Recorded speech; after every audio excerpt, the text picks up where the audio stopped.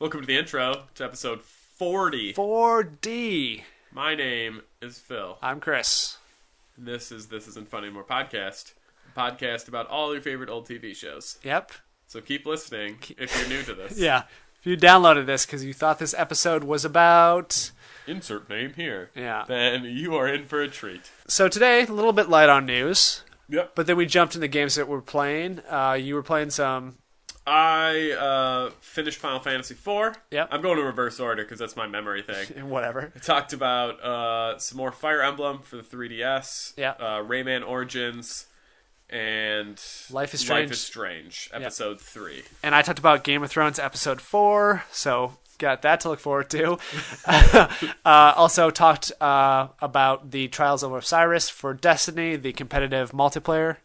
We talked about Halo 3 ODST a little bit. Yeah. Yeah, that's the bee's knees. Yeah, I thought we were going to avoid the whole bee's knees one, but finally came out, episode 40. Well, I think I'm going 40 weeks. Yeah. I'm pretty okay with that. I could see you holding it back every time. Yeah. You were just trying to say it. You had to keep cutting around I it. know, right? Just like when you said, like, Guten Morgen, like 8,000 times. Most of the episode, it's just you saying bee's knees over and over again, and I got to cut around it. But we will be back next week, as always. Yep. Is that our pre-E3? Probably, yeah. I think so. Maybe Pre-E3 one more. Pre-move. So that's a big week. Yeah. All right, guys, enjoy the episode. Otherwise, we're just going to keep talking quietly to ourselves. Nonsense. All right, guys.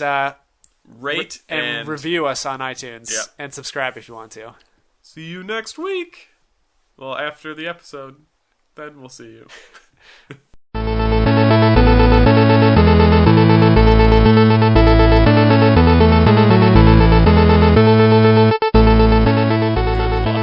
Like I got it. I literally, when I got the last one, I hitched it and drove it, and I had to drive it the whole way.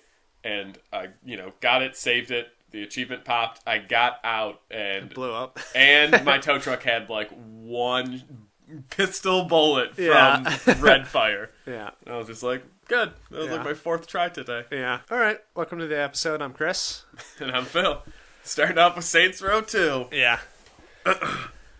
All right. I only have a little bit of news. Dun-dun-dun-dun-dun-dun. News. Do-do-do-boo-boo. Boo. Little bit. Little bit. So the Xbox One has sort of a new controller. Yep. So Telephone jack. It was it's kind of like a leak, and it was plug like in your rotary phone. Yeah, you can use one of those. What is it? Urban Outfitters rotary phones that you can plug into your like cell phones. Yeah. No. Yeah. It's got the jack now to plug in older headsets. Because before you needed a little adapter to buy, so you could use your fancy $200 headsets from last generation. I only use my Turtle Beach Call of Duty headphones. Yeah. And So you're I out also of luck wear for a while. my shooter glasses. I can't remember what they were called. They're like yellow ones or whatever. Yeah, where it's like those exist. So that just saves you from having to buy the adapter. Probably something they should have done to begin with, but for whatever reason they didn't. And the first one to have it is a cool sort of camo-looking one, but it's going to be standard from now on. Comes with the camo glasses. Yeah, but it was one of those things where it was like, it got leaked before E3, and they're like, oh, they're going to come out with a new controller and all this other stuff. And then when they showed what it was like, oh, that's like almost nothing. It's like, well, you guys are the ones that made a big deal about it. We didn't announce it as news. An announcement at E3, like that would have been their big thing. Like right before they closed their presser, they would have been like, and now available tomorrow. Yeah. Headphone jack controller. Right. It probably, even if they probably weren't going to announce it at E3 because it wasn't that big. If so, it was going to be, it would have been one line in their big presentation that went like an hour. Also, there's a rumor that Microsoft is trying to buy Silent Hills. Oh. And the reason they pulled it off the website, the PlayStation Network, the demo, was a show of good faith because they're going to buy it and announce it as an exclusive. I did read the Xbox boss was quoting saying that we are not buying Silent Hill. Right, because, I mean, I don't know if it's true or not, because we'll see. It was Rooster Teeth announced it as their news. They said they had a source inside saying that they were looking to buy it, that it's 80% complete, so they're going to buy it as it is, and then finish it up, obviously. Yeah. And then Silent Hill from now on would be an Xbox One exclusive. Like, the brand would only be now on Xbox. So they were talking about buying it for maybe billions or 1 billion or something crazy like that. This is all speculation because it's just from the news source. But, I mean, if they were going to buy the entire licensed name, it might go up as high as maybe $1 billion. I don't know if that's a great idea. It's a good idea if they can get it so they can release it on Xbox. Sure, that would be great.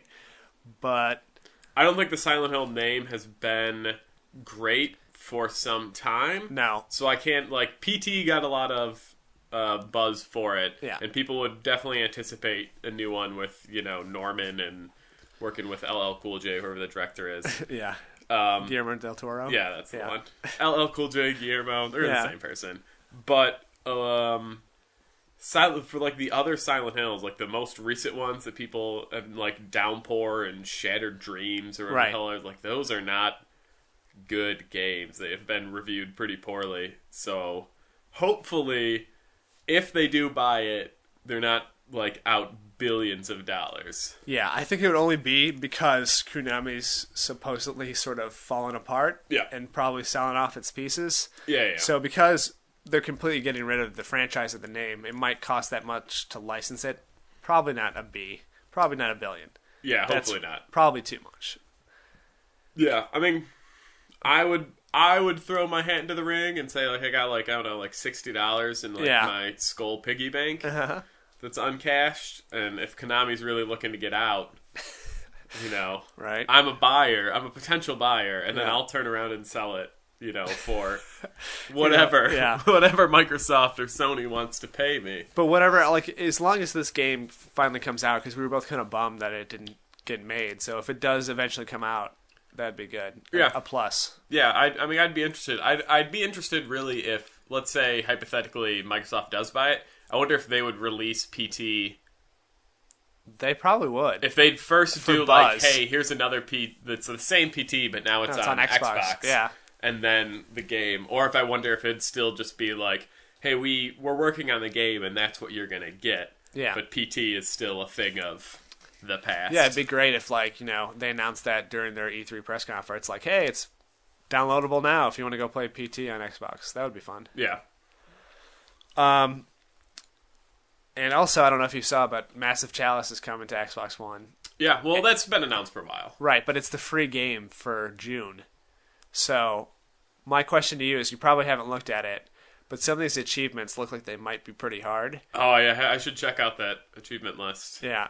I will not do it right now. Well, you can. That's fine. No, but I would definitely recommend to everyone who has an Xbox One that's definitely worth a free game for sure. I imagine that they're not going to really cut anything from PC to Xbox One. No, I don't think they did. So I don't know. Obviously, it depends. Like for you specifically, I know it depends on like how hard are these achievements going to be. Like I'll definitely download it. I'll definitely play it on my other profile if it's going to be an impossible achievement. Yeah.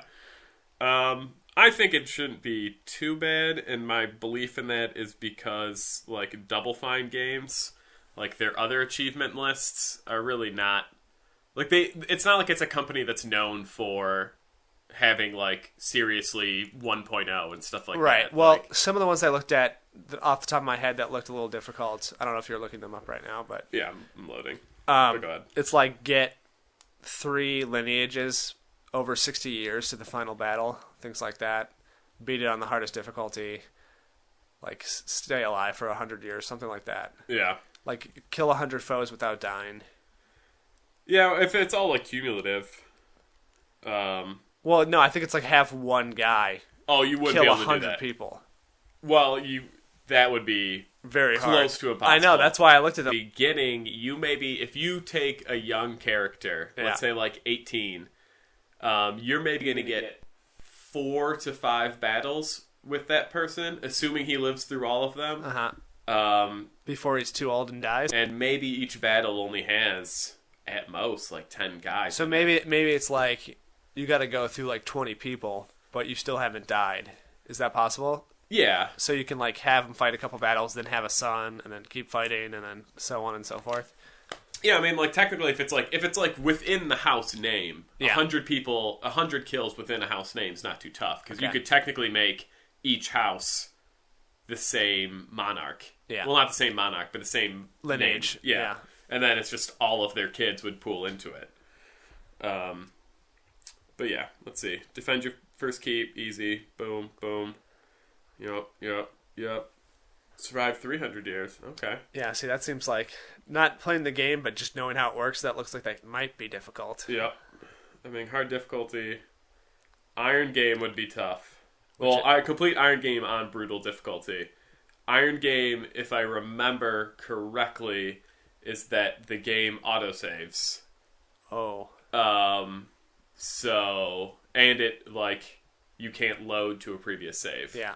So essentially it's, if you fuck up... Get a perfect run. Yeah, if you fuck up, then you just have to deal with your fuck up. There are some that you would have to gear towards them. I wouldn't say any of them are super difficult, besides that brutal one. I think you could do it. I mean, like, the other one that I see that could be potentially difficult is Manifest Destiny, which is build a building in every region. First, you'd have to take over every region, and it would take you a long time to build buildings, because each building takes maybe, like, 30 years to build. But if that was your focus... Yeah, if you played one game and you just went around... Yeah, then... You could probably do it on easy, too, if you had to. Yeah. Now, I'm upset that... because I don't think the Steam one has achievements yet. No, I don't know. Because I think it's still technically part of their whatever, not preview program, but you know what I'm talking about. I think it's still technically that. I don't think they've released the quote unquote final build. Well, what you should do is just sign into Xbox.com and download the Xbox One version. Just like purchase it when it's free, and then that way, if you ever do get an Xbox One, you'll have it for free. Yeah, and then just keep it in my recent purchases or well that's what they said to do for games with gold for people that don't have Xbox Ones yet. They're like, hey, if you have 360 you can just go, and they said build your catalog, so by the time you get there you have a fun library of games to play and you don't have to worry about like everybody else has it for free but you have to pay $15 for it. Yeah, I think like that it's like $20 day one. So like if you I don't know, I mean luckily it's the day it comes out it's free, which is pretty nice. I don't know how they're getting some of these games. Yeah, they're probably losing a lot of money on the back end, but that's fine. Well, you got to figure they got to be making it a pretty sweet deal to just be like, hey, are you willing for the first month that your game is out to make it free? Yeah. People are like, well, how much are you paying me for that? Well, we'll pay you for 20,000 downloads. Yeah. Well, it's got to be more than that because there's, however millions and millions of people on Xbox Live. Yeah, they got to figure though that not everyone. Yeah. Yeah, I'm sure they have the numbers. They figured it out. It's got to be a percentage. Like if there's, let's say, 1 million people, they got to say like you have to anticipate that 50% of those people are going to download the game. So you have to pay us at least 50% of whatever the cost would be. But I'm interested. I'm interested to see how you feel about that game. Yeah, I think it's going to be fun. Like, it looks exciting. Everybody that I've heard talk about it says it's great. Yeah. And it's, it's different and unique, and like it's going to be hard, but hard in a fun way, not in a super, super frustrating way. I'll start it over when you start it, and then we'll... Okay. Have an in-depth talk about it. Yeah. The only other little bit of news, kind of, is that there was, like, supposedly something on the Xbox Live page that said, hey, Halo 3 ODST is coming out May 29th.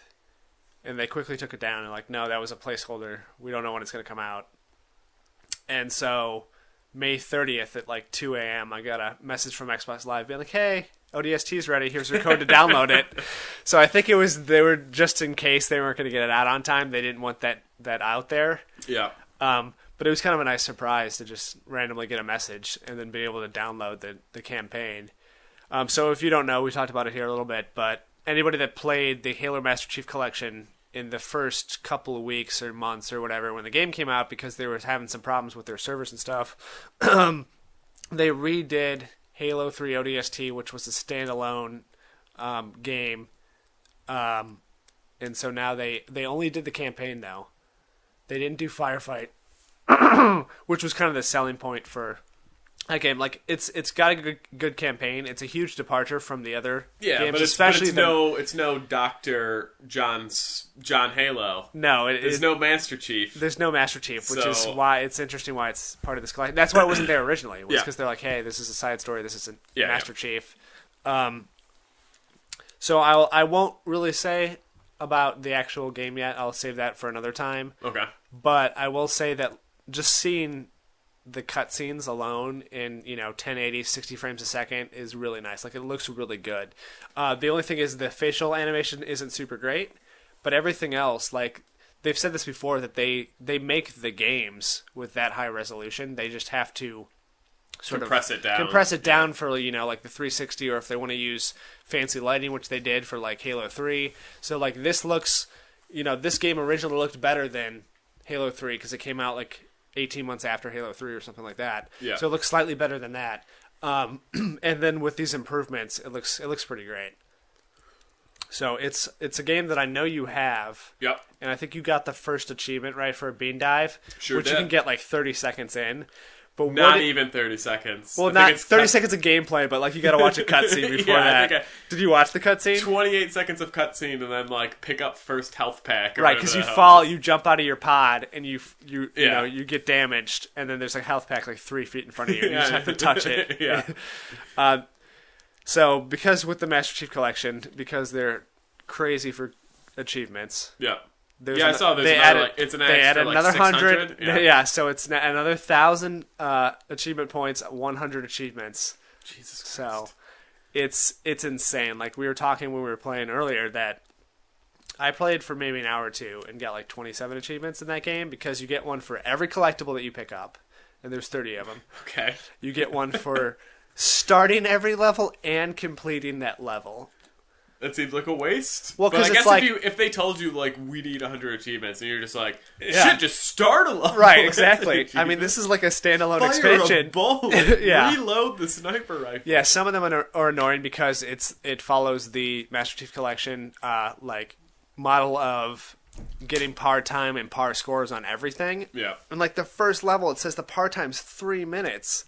And there's no way, unless if you're playing on easy and just running as fast as you can't even go that distance in 3 minutes, because you're an ODST. You're not, a Spartan. Yeah. You're not Master Chief. You're not John Master Chief. John Halo. Yeah, John Halo. So you can't, like, you're smaller. You take damage really easily. You can't run. Like, you get hit like 3 times and you're out of breath. Like, that's what it is, because you don't have shields like he does. So you have something called stamina. So if you get hit a couple times, your screen goes red, and you're like gasping for air, and it takes a while to come back. So if you just try to sprint and run, you're gonna get killed. Once you're good at dodging. But there's no radar is the problem too, because you're not Master Chief, so you don't have a radar. So you're kind of like, you can't just like run, because there are 3 or 4 guys behind you. You wouldn't know. I was gonna say, what was your time? Did you the first level? Yeah, I don't know. I just didn't have the stats thing up. You can go and be like, okay, I want scoring to count. I want time. So I think if I went back and checked the leaderboards, I would know. One of the levels I did get it just by playing through, but that was because it had a par time of like 19 minutes. Did we? I mean, I shouldn't say we, because I didn't play it at all. Yeah. In the original Master Chief Collection, did the par time change based on people playing it? No. Or is it just set? It was set ahead of time, and some of them were like wrong, as in like near impossible. Like if you look at the achievements list on TA, like some of them, most of them are like, oh, it's only like a 1.2 ratio, and then some of them are like, 15, because it's super hard to do.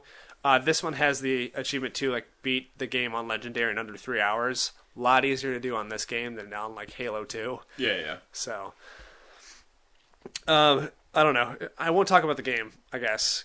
I would like you to play it though, so we can talk about it. Sure. It's certainly different. I don't know if you could tell that just from the minute that you played. Oh man, did I? But just like the feeling's different. The story itself is, I don't know if anybody cares, but you're, ODST, you're dropping into New Mombasa City, which is a city on Earth because the Covenant are attacking. And as you're dropping down in your little pod, the Covenant leave atmosphere, like use a slip search rusher, which basically blows up the city, but it knocks your pod off. You get knocked out, right, in your pod. So you wake up in your pod 6 hours later, and you're trying to find the rest of your squad that has already progressed. So you go through the city at night that has, a couple Covenant here and there, and you're trying to find clues to find your partners, the rest of your squad. And anytime you find something, like you find the guy's sniper rifle, you find the guy's helmet, then it goes into a flashback of them fighting in that area 6 hours earlier during the day. So then it goes, you play as all the different squad members. Cool. Yeah. I mean, maybe that'll be my next game. I take John ODST for a spin. Yeah. Or maybe his name will be Trevor. Yeah. I don't think he has a name. I think he's just Rookie. Ugh. I'll give him one. Yeah. He's not Ghostbusters. Right. Just Rookie. But the Rookie. Yeah, the one fun thing about the game, there's plenty of, I think, positive things about this game, but because you're playing as those different characters, your guy talks as you're playing and stuff sometimes. Like, you get a headshot, and he'll be like, "Bam," said the lady, and things like that. It'll be in character, but because that's Nathan Fillion, that's his catchphrase, and he always says that. Yeah. But it's fun to hear your guy say things. And, it's like, yeah, that was pretty good. And that was, intuitive what I was doing. And it wasn't all the time. So anytime he said something, I was excited. It's too bad they didn't, carry that on. Well, because, Bungie didn't have the franchise anymore. So, but it was cool they came up with that. And then nobody really finished it. Yeah. They sort of bringing it back, I guess, with the game chatter in Halo 5 multiplayer. But it shouldn't have taken, 8 years or something for them to figure out how to do it again. Yeah. I mean, maybe, what game am I... If we ever... No. I'm looking for a new single-player game. Uh-huh.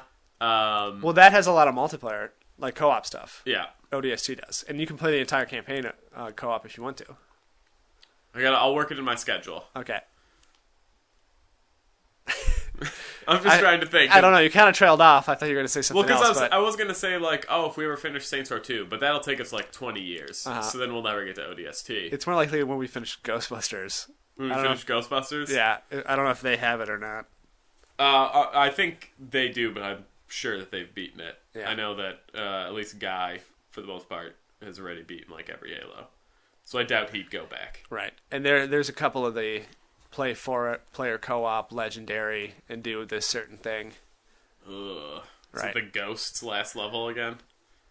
Yeah, but they're mongooses. Mongeese. Mongoose. So you get to have one guy gets to have a rocket on the back, and the other guy gets to drive the mongoose. I don't want to be either, actually. Yeah. I just run. And then it's also get to a certain place and firefight, with 4 people on the harder difficulty. I mean, that's okay. Yeah. Because and then that's fun. Yeah. It's just shooting people, and if I'm doing poorly, I can just hide in a corner and weep, and hopefully the other 3 guys can take care of it. Yeah. But, yeah. John ODST. Yeah. Meets John Halo. That would be a good meeting. That should be a new game. Well, it's at least 2 of them are in Halo 3 also, those guys. And then one of them is in Halo Reach, the actual character. Side note, little trivia for you. Yeah. I didn't know we were doing trivia. Well, okay. Did you ever watch Firefly? No. Well, a lot of the voice cast from Firefly is in it, and they're playing sort of their counterparts. Nathan Fillion's the leader and the captain. Yep. Alan Tudyk is the pilot, and Adam Baldwin is the tough munitions, heavy, explosive guy. Okay. So, what games are you playing? I got a lot. I started Life is Strange, episode 3. How was it? I'm about... Coming off the high of the episode 2. See, it got really good reviews. Yeah, because I heard it leads to something. I heard it's one of those things where it's the last minute, it's what? Yeah, and that's how they've all been. Is stupid, boring. What? Yeah, they want to leave, because that's how I would have felt about 2. Right. Episode 2, I would have been oh, this is okay, and then it was, oh my god! Yeah. And so this is oh, this is okay. It's back to Life is Strange. Right. So I haven't obviously gotten to the oh my god part. Just me and Caitlin talking about it. She's God, I hate these girls. Yeah. I was getting that just from playing the demo. But it's like, they're so stupid. Yeah. And I know that they're supposed to be like...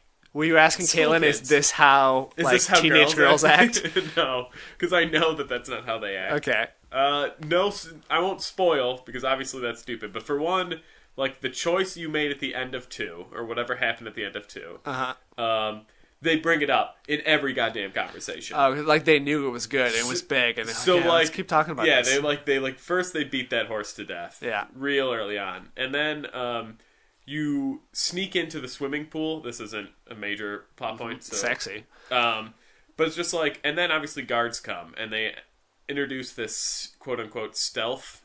Like, there's guards with flashlights, and you're not supposed to get in their line of sight while you sneak out. But okay, so it's guards, it's quiet. Then why are your characters talking so loudly? Yeah. And, like, banging on things. And, right. like, turning light switches on.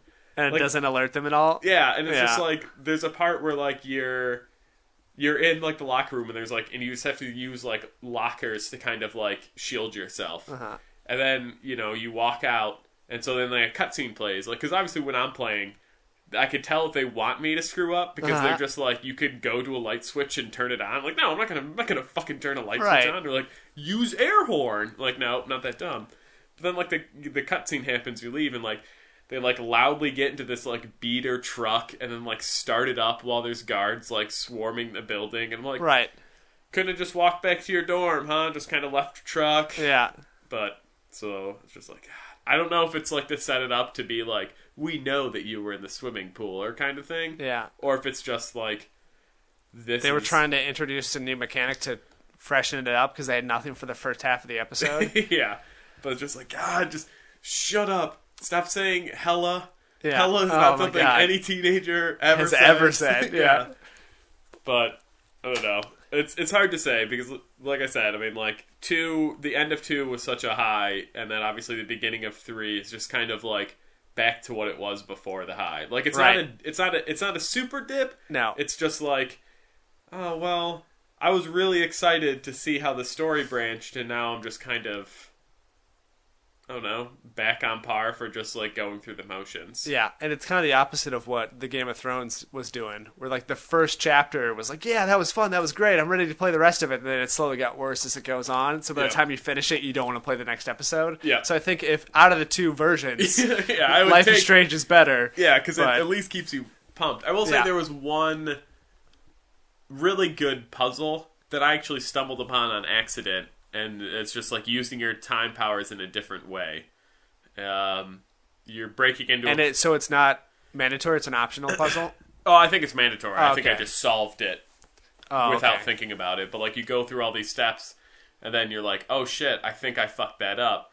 And then I just happened to be where I was supposed to be, and I rewound time to a certain spot, and then I'm like, oh wait, I solved it. Yeah. And that was kind of unique, because I was just like, I thought I was going to I was rewinding because I was just going to do that part over, thinking I screwed up and I needed to restart. But instead, like, I just happened to find myself on the other side of a door that was previously locked after rewinding, and I'm like, oh yeah, I'm in the room that I was trying to get into earlier. Yeah. So, I mean, we'll see. I want to get to that high again. So there's 5 episodes? Yes. So you're literally halfway through because you're 2.5 in? Yeah. Literally halfway through. Let's say the end of episode 3 is good and satisfying. Would you still recommend that I get all 5 episodes? Or should it still be a wait until you're done with all of them? I don't know. Okay. Because it has highs and lows. Because it has highs and lows. It's not a guarantee, like, oh, you gotta play this. It's still, like, it's worse than Walking Dead, and it's worse than Wolf Among Us. Yeah. So it's not on that, like, recommendation level. It sounds like it's better than Game of Thrones, because I haven't played Games of Thrones, but it sounds like it's worse than Borderlands, the Telltale adventure. It's probably. So it's like, I don't know, how much do you really like this type of game? Like, if you're really like, oh yeah, I mean, I like easy achievements. Right. I like easy episodic achievements. Then yeah, go for it. But at the halfway point, I'm still at kind of like a still on the fence. Wait and see, because the first 2.5 chapters, I'm like, oh, there's some things I like to replay already to see how the story changes. But if it all like does that fake story and then it all wraps up at 5 at the same point, then it's just like, oh, I see the strings and they weren't really it's more of the illusion. And I know that that's how it's going to be. Because that's how it has to be. Has to be. Unless they have, like... As long as they trick you for long enough, though, that's all you're asking them, right? Yeah. It's just make sure it's not super obvious until I get close to the end. Yeah. I mean, yeah, like, just thinking of, like, 2, the end of 2, despite, like, there's the big decision, but then at the end, after that decision has happened, you're still in kind of dialogues, and there's 3 different choices you can make depending on how you played the game up to that point. Like, those choices are available. So it's just like, oh man, you could do 3 different things that feel like they'd be major plot points.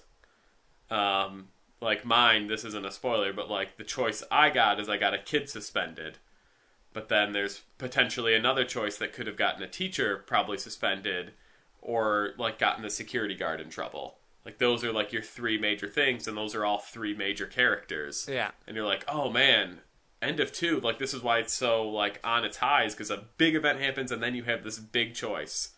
And just, like, I want to go back and see how, like, the other 2 choices would happen. Do they do a similar thing where it's like, oh, they were, like, texting you or something like that, whoever got fired or... No. Was suspended. It was like, hey, you suck because you suspended me. Well, like, because I got the kid is the bad kid. I mean, I played it pretty, I guess, straight Paragon, I guess is how I'd describe it. So it's just like, that kid throughout the game has been, like, threatening me, so I didn't feel bad about getting him suspended, and he's still, like, sending texts and just being like, you know, I know where you sleep and all that kind of garbage. So along those lines, it's just like, oh, yeah, I mean, this probably didn't change the story too much. I wonder how it would have been if, like, a good teacher or a security guard would have potentially lost their job. Or I've even read that you can get suspended. Ooh. If you...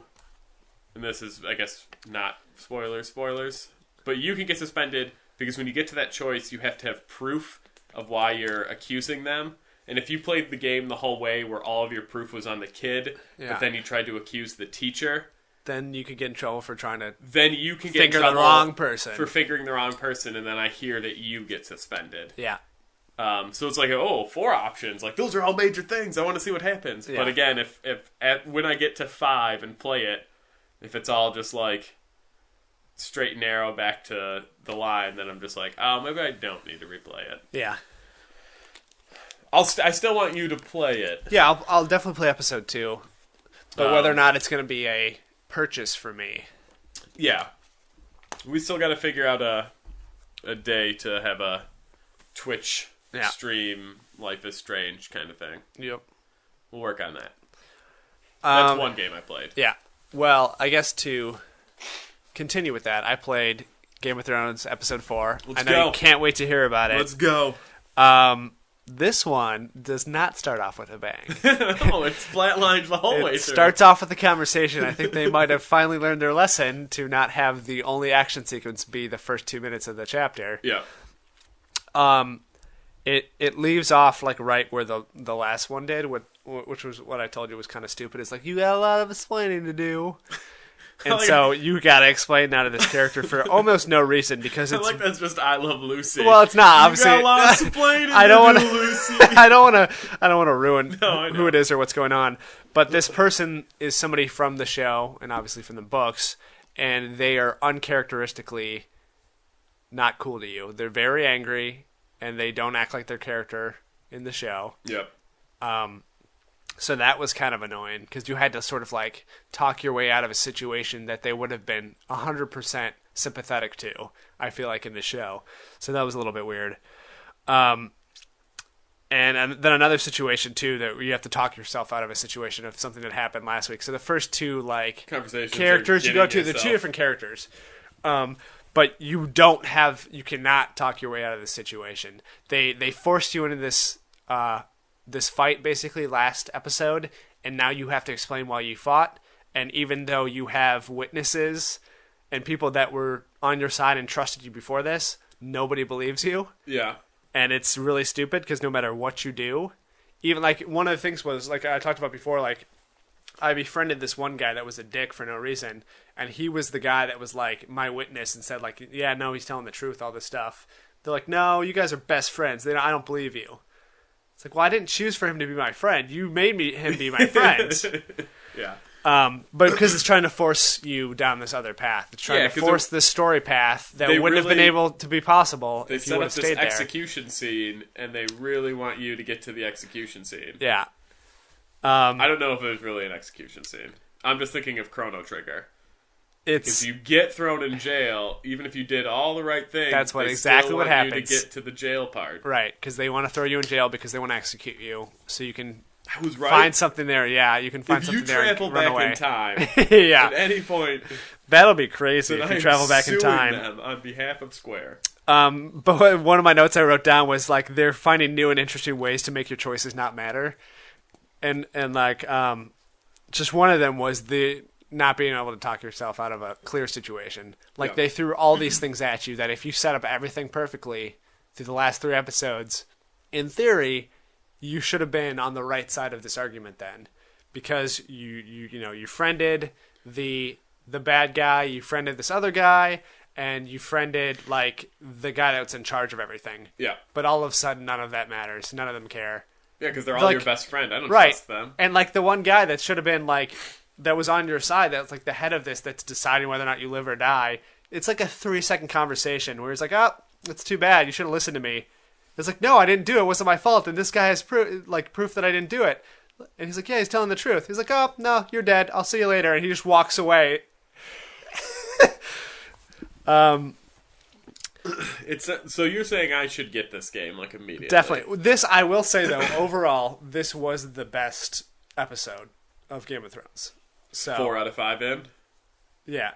No, it's 4 out of 6. Oh, there's 6 of this one. That's yeah, right. But overall, the story was the best here. I was the least frustrated, maybe because I've just been frustrated so much that I really don't care either way. Yeah. I'm less like role-playing or making decisions that I want to make for myself, and it's more like... Can I break this game? No, it's more like, okay, I'm trying to guess what the game's trying to tell me to do now. Instead of just doing what I want, it's like, okay, I'm just reading the game to find out. It's kind of like complicated Minesweeper, where I'm just clicking around bombs to see, like, because it's like, oh, I'm just gonna guess, is this the right thing based on that? Okay, this space is clear, so I know I can click over here. Yeah.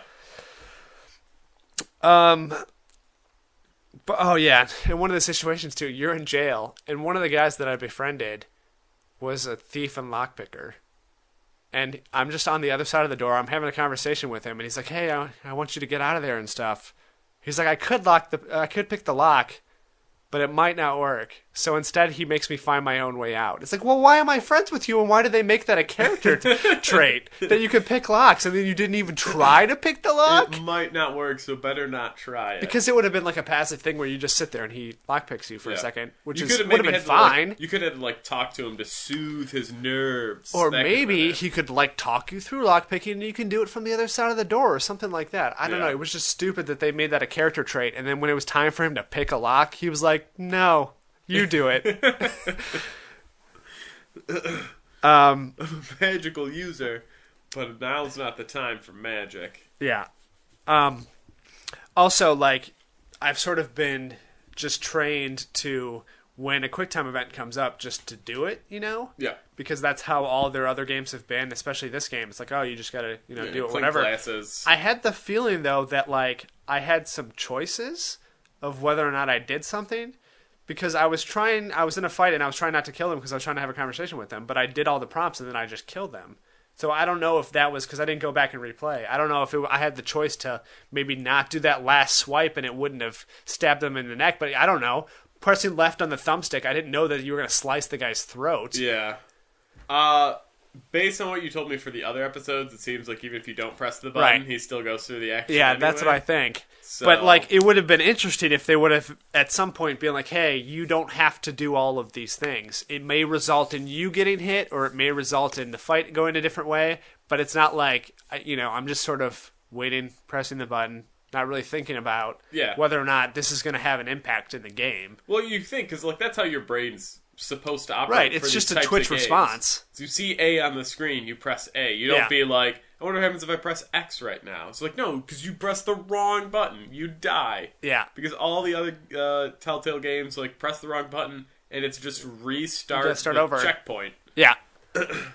So, for it to have, like, press left stick, and then you don't, and the game's like, congratulations, you for somehow saw through our plan. Yeah.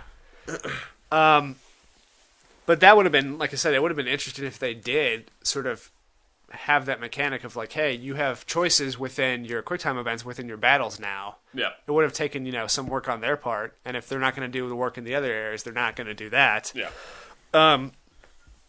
Also, there were some interesting decisions that you had to make, and they felt like good. It's like, okay, they had all been leading up to this one event, and based on, knowledge of the show and what you're in, like, you think this one thing is going to happen to you, and it gives you actually 4 choices of what to do to sort of talk your way out of a situation. Yep. And I picked the one that I thought was the right thing, and everybody died. Everybody just got massacred then, even though it was probably the right decision. Okay. But the game didn't want me to pick that.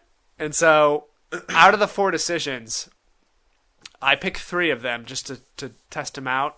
2 of the 3, everyone dies. Everyone dies for almost no reason. And only one of the situations you can get out of, and it's probably what I think is the least logical of the ones. So maybe the other choice you had a way to get out of it too, but not cool, game. Not cool. That's the tough thing about these episodic games. I know is each time they're supposed to be so that 4 friends can play and they can get 4 different stories. Yeah. But so much of it is just like, okay, I want to see how far you took this, so I want to play through like every checkpoint like 4 times and do all the different lines of dialogue to see what would happen. Like in your case, does option 1 kill everyone? Does option 2 just kill your friend? Whatever it is. But at the same time, it's like, I don't like the games aren't also exciting enough to want to go through like 4 to 5 different times to see all the possibilities. Especially, I mean, if you had the rewind power, that's one thing, because then you can just keep doing that, But then you have to go back and replay all of the other dialogue choices for a half an hour before I get to this point. It's like, no, thank you. Yeah. Another thing too is like, I didn't know that this choice, like this because we were in the middle of a conversation. I didn't know that this dialogue option was going to determine how it comes out, because like Wolf Among Us, it does that quick like slow down, like, hey, pick this or pick this. This is a big decision. Yeah. So okay, I got to make this one count. Yeah. Life is Strange pauses. Yeah. Like all of a sudden it'll pause the game, like your girl like froze time to think about which her makes decision. sense in the game. Yeah. But it doesn't have that, so that's why it's just one of those sort of like knee-jerk reactions. Like, I'm just tapping buttons going through the game. Yeah, just mashing your palm. And just going back to the whole thing of, I feel like I'm not even role-playing anymore. I feel like that's kind of just what I'm doing. I'm just trying to get to the end of the story now. I'm not building my character or making choices that I want to make, things like that. I'm just playing through an interactive story where I'm just hitting A and X and Y until we get to the end of this thing. Also, there's this weird like stealth mechanic they tried to introduce. Episode 4 and episode 3. Okay. And it sort of worked. It was, I mean, for what it was fine. But like, you have the choice too. Like, hey, I don't know if maybe they would have forced you out of it. But at the beginning, the guy's like, hey, somebody's got to sneak around this way. Somebody else has to stand here with a crossbow and cover them. And I chose to sneak around because I wanted to try that. But if I was like, no, I want to use the crossbow, the guy might have been like, too bad, you're sneaking. It might have been we'll flip for it. Oh, I got heads. Yeah. They should do that more often. That would be funny. So that was kind of fun because you did have to sort of time it. So there were like guards that had their paths, their walking paths, and you had to time it right of when they weren't looking, and you could come up behind them. And then there was this one, I'm going to use choice in air quotes, as I should for all of these things, where it's like, okay, I can make a run for it right here, or I can continue my stealth and try to get out these last 2 guys. And I chose to try to get the last 2 guys, and he takes one step and slips on a rock, and they turn and shoot at him anyways. So it's basically they just wanted you to run. Like, they didn't want to program any more stealth mechanic stuff. They just wanted this to end. I don't know why they gave you a choice, though. Yeah, then just so you could feel stupid. Yeah.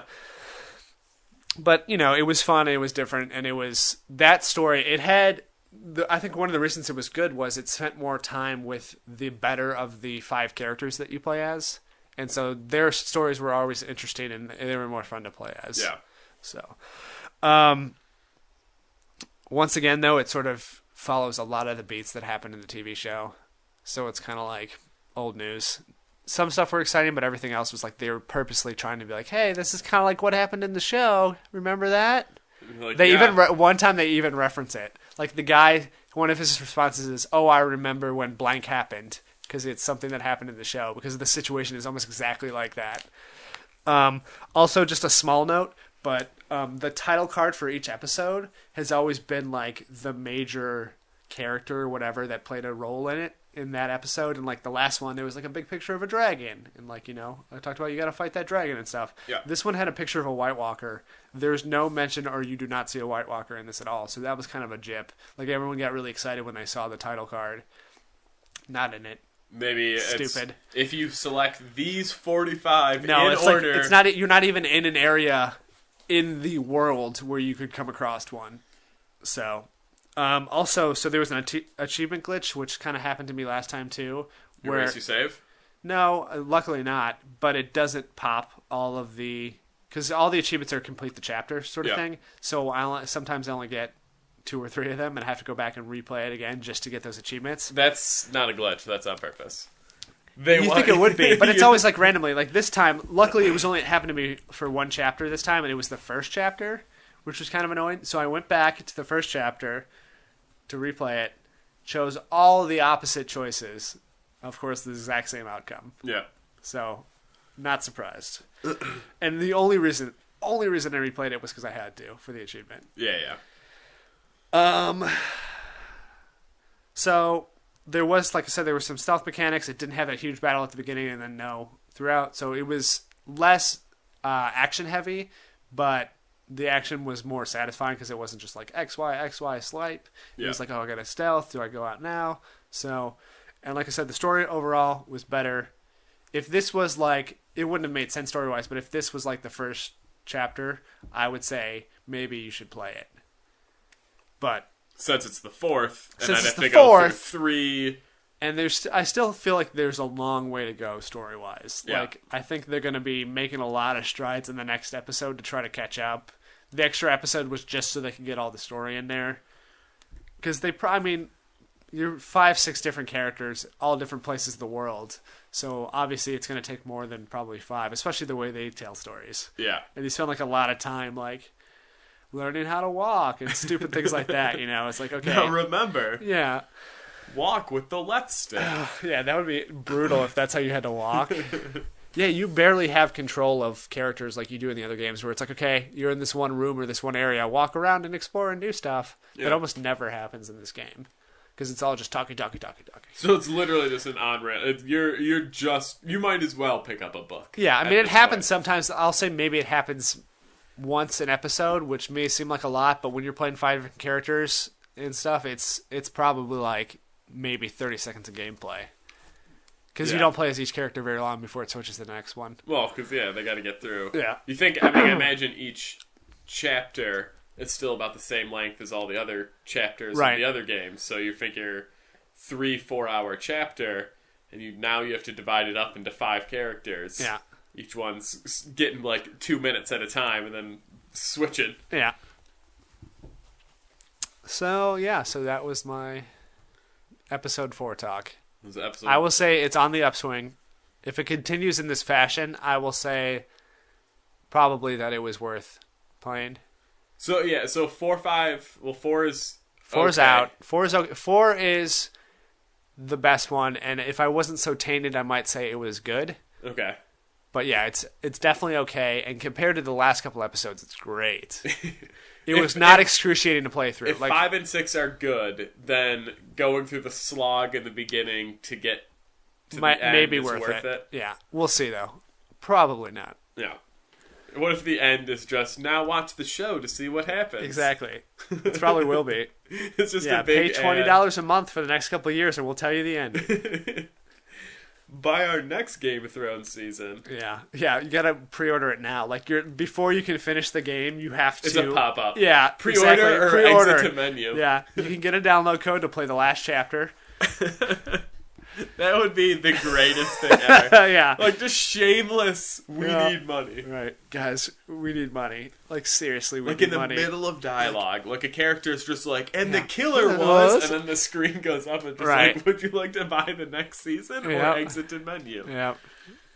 If you exit to menu, we will delete your game save and you'll have to start over. Yeah, they don't tell you that exit to menu is exit to Xbox Dash, and then it clears... It just deletes the game off the hard drive. Not just that game. Just wipes it. It just wipes it. Yeah. It actually brings up the old like PC blue screen. It just says formatting disk drive. Like, oh wow. Oh. Okay. Yeah. I didn't know they gave Telltale that power. It started as a glitch, but they just went with it. Yeah. Like, well, they used it to their advantage. Just buy it. Right. Yeah. Okay. Let's see. I will say we played it 2 years ago for our 24-hour gaming marathon, but I started Rayman Origins up solo style for realsies. Right. So you're not with Caitlin, just by yourself? Not with Caitlin. I was looking at my list of games, and I was like, I want something where I'm not killing. And that was the only one you could find? There was like 4. Yeah. There was like 4 games, and 2 of them were Jeopardy. Yeah. So, the other one was Kinect games that you've already finished. Yeah, it was Kinect Sports, 2 Jeopardies, and then this. Yeah. I mean, even Wheel of Fortune, like Pat Sajak falls in the wheel and it gets crushed to death if you spin it too hard. Now I want to play. Yeah. Side tangent real quick before you talk about that game. What do you think of like Zombie Slice or whatever it's called? It's the Plant vs. Zombie licensed Fruit Ninja, basically. Well, I didn't care for Fruit Ninja, right? So I'm going to assume I wouldn't care for this. But aren't you kind of upset that EA is milking one of its franchises and like making all these different offshoots of Plants vs. Zombies because it was one good to be upset, tower defense I would game? have to expect them not to do that. Right. So that's the... I mean, like, I'm upset in the fact that I really liked the first Plants vs. Zombies, and I feel like everything since then has been downhill. Yeah. Even Plants vs. Zombies 2 I thought was garbage compared to the first one. Right. So I'm upset about that aspect, but like, is EA going to continually just use Plants vs. Zombies to cash in? Of course. That I'm not upset about. Would you be more likely to play the Zombie Slice game than you would like a Fruit Ninja? No. I like just it, based on principle, because I feel like it would be more fun to slice zombies' heads off than to slice fruit in half. Well, it's not even. It's more likely just like if I had them both on my hard drive, and I'm like, I really want to slice something. Yeah. Then it would just be like, okay, what do I need more achievements in? Okay. But like the zombie aspect doesn't appeal the zombie to you? aspect, because I mean most of the time I'm just sitting there, my shirt's open, I got a fan. That's yeah, just, your T-shirt, you just slice it open. Yeah, and then I'm getting real sweaty while I swipe fruit and try not to hit any bombs. Yeah. Which, you know, tangent number 2. Fruit Ninja's fucking impossible. It is super hard. I thought it was going to be easy. Yeah. Now I have like 3 achievements for that game, and I'm upset it's on my card. I have 1, and granted I haven't put a lot of time in, but every now and then, like... Because the first achievement's like super easy. Yeah, it's like do a windmill and with then, your yeah, hands. and they're like, oh, this is going to be fun. I'm going to get through all these achievements. Nope. Yeah, then it's like, get 10 million points in... Zen mode, right? If you which hit is one like bomb, right. It's game over. Yeah, it's like every time you hit a fruit, it may give you like an extra second. Yeah, you got to just do that forever. Yeah, so I was just like, oh, part of it is just I think there's such a lag in the controls. Like you can't, it doesn't really register your swipes as well as other games. Or quite the opposite. It registers your swipes when you're not moving exactly. your hands. You move your arm up to get to a place, and it counts that as a swipe. Yeah. To move your arm, and rather like you than, kind of have to like You have to like keep your hands. Because the problem is you can't move in slow motion because it's so fast. So yeah, but like there's times where I was just like you said, trying to get your arm in position to do a swipe, but the in position I hit a bomb, and I'm just like I was going as slow as possible for you not to register that that's a swipe. That's why like touchscreens would be better for this game. Yeah. Obviously, that's where it came from. Than like the Kinect, where it doesn't. I mean, it would probably be like, okay, you have to like move your body forward to register it as a swipe, but that would be too complicated for it. Yeah, or just like it has to be set speed, but obviously that's what they probably tried to do, and it just failed. Anyway, sorry, talk about your game. Yeah, that's fine. I started Rayman Origins. For those unfamiliar, it is. I guess I'd just describe it as like Mario. It's like it's a platformer where you're going like, left to right. You're just running through this 2D level, and you're trying to collect In this case, they're not coins. They're little yellow fairy guys. Yeah. There's power-ups. You jump on bad guys. As you progress through the story, you get more moves. Does it have that thing, like when we played it, like I said, I felt like, the whole level was kind of downhill. You started on the left side of the screen, you're kind of up high, and there's kind of this momentum that takes you through the whole level. Some levels. So maybe it was just the way we were playing. With 4 people, if you got left behind, then you were screwed. Sort of thing. When we were playing, it was literally just like sprint, and then the one thing in, obviously, multiplayer is if you get hit, you become a bubble, and then you can pop that bubble and that person joins in. If you get, there's no hits. You get hit once, you go back to the checkpoint. Yeah, and I think in Legends, you have like a mushroom you can get, so you can get hit once before you die. Yeah, I mean, there might be, like, I haven't played, I mean, I'm not even out of the first world. Yeah. But, I mean, it's fun. Basically, you have to play each level at least twice. To get all the stuff? Yeah, there's... time trials and there's collecting everything? So, yeah, there's one, there's obviously, like, so much that goes into a medal, but obviously, like, the easy ones are just beat it and then stuff like that and find the secrets. But there's... The 2 hardest ones to get is there's one that's just like you need to collect so many yellow balls at the end of the level, and then it kind of fills up, and there's like a max amount to get like a quote-unquote gold on it. Yeah. Which basically involves like you have to almost get them all. Like there's secret areas, you have to make sure you get those. You definitely have to get all like the coins because those are worth, 25. Yeah. There's another power-up that turns all the yellow things red, and it plays a song. But that counts as double. That's like when you hit the little button in Mario and the like red coins come up or whatever. You get 8 of them before time expires. Yeah, so it's like those like you can't be slow on those. Like once you hit that, you kind of have to fly through and try and get as many as possible. There's a couple levels that you obviously have to like retry to kind of learn the speed. And then there is a time trials, which is grueling. You gotta like run through, speed run it perfect. It doesn't have to be perfect, but it has to be real close to perfect. Yeah. Because, like, the times are kind of... and this is, like, the first couple levels. I assumed it would ramp up, and, like, time trialing the last level would be really hard. Like, I was on, like, the second level, like, retrying it multiple times to time trial. Because it's just, like, you have a minute and 20 seconds to get to the end of the level. Yeah. And so, like, granted, I had just played it. I'd collected all the coins. You don't need coins at all, so you're just, like, sprinting through. But just, like... Sometimes your guy jumps and doesn't stick to a wall that he needs to stick to, or like your double jump doesn't go as wherever you want to do. Just like little minuscule things like that. And if you miss, I'd say 2. If you screw up like 2 jumps, you might as well die and start it over. Yeah. Just because it's like it requires such precision to like most of the time when I finished with an extra 5 seconds, 4 seconds. Like so it's not. The par time is almost... I mean, it's not perfect.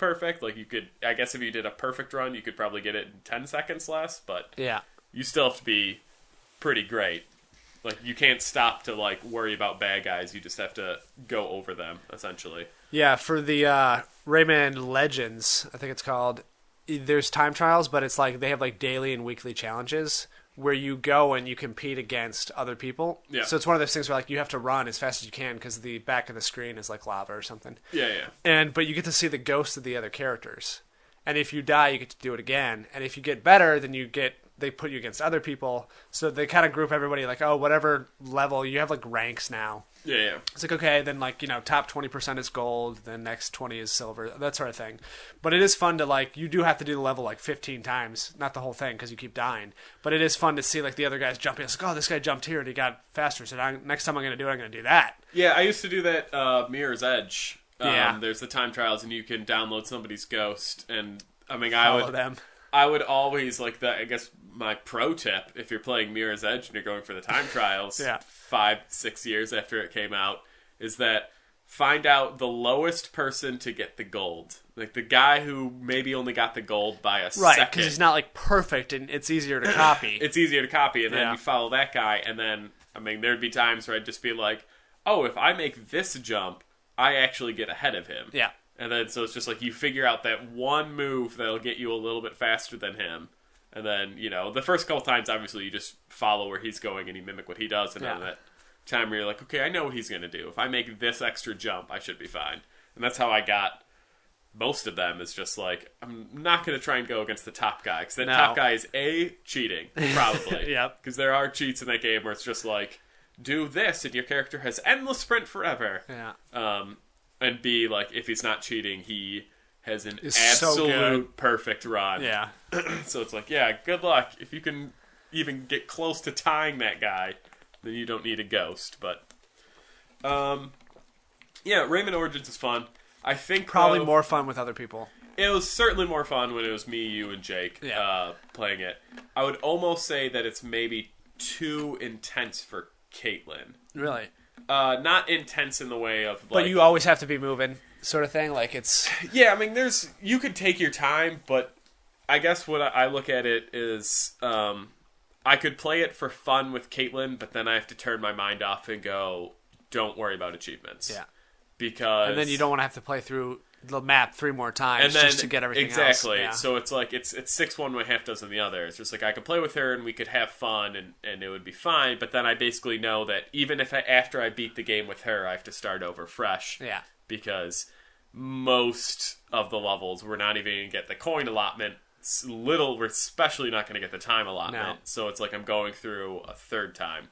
So I think I will stick to the Lego games with her, and then if she decides she wants to play, then we'll just play on my game and get a couple. Yeah, she'll levels. deal with it. Yeah. Yeah. Then she'll just have to deal with, like, whatever level I've already done. But, I mean, yeah, certainly it was more fun when me, you, and Jake played, but at the same time, like, we were just hectic and crazy. And yeah, we weren't going for stuff. Like, sometimes we get gold, sometimes we didn't, but we didn't really care. We were just trying to blow through the game. We got pretty far. We did. I was surprised when I loaded it up.